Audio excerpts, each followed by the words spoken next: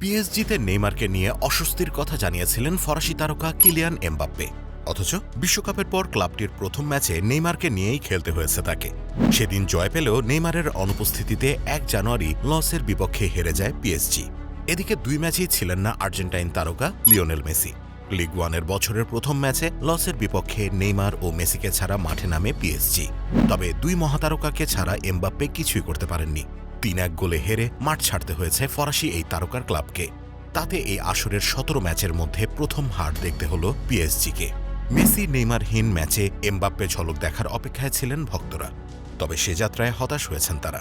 জ্বলে উঠতে পারেননি মরক্কোন তারকা আশরাফ হাকিমিও।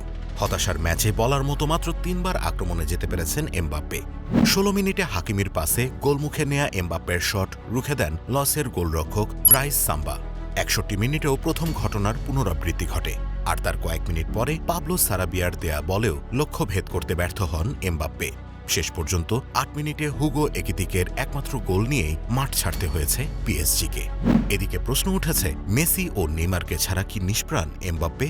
নিজেকে কেন তিনি মেলে ধরতে পারলেন না লসের বিপক্ষে? তবে যেটাই হোক, সবকিছু সামাল দিতে লিওনেল মেসিকে প্রয়োজন পিএসজির।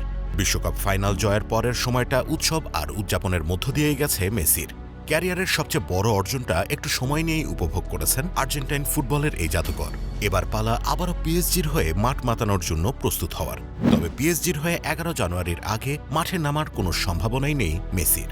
মেসিকে ক্লাবে ফিরে পেতে তর সইছে না পিএসজি কোচ ক্রিস্তফ গালতিয়েরের। তাকে মাঠে দেখতে অপেক্ষা করছেন তিনি। কোচ বলেন, মেসি তার ক্যারিয়ারের সবচেয়ে বড় অর্জনটি করেছেন। আমাদের সাথে সে শীঘ্রই যোগ দেবে। ফ্রান্সকে হারিয়ে কাতার বিশ্বকাপের ফাইনালে জিতেছে আর্জেন্টিনা।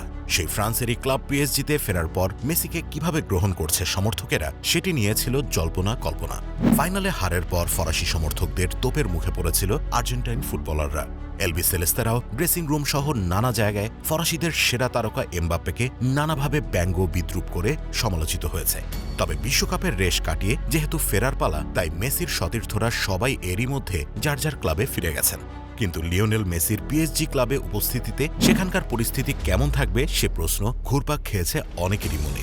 অবশ্য সমর্থকদের নিশ্চিত করেন কোচ ক্রিস্টোফ গালতিয়ের। পিএসজির কোচ বলেন, আর্জেন্টিনার মতো মেসি এখানেও সবার ভালোবাসার মানুষ। জাতীয় দলের খেলা শেষ, এখন মেসি শুধুই পিএসজি, তাই খারাপ আচরণের কোনোই সুযোগ নেই। অন্যদিকে বছরের শুরুতেই আরও একটি সুখবর পেয়েছে মেসি ও ফুটবল ভক্তরা।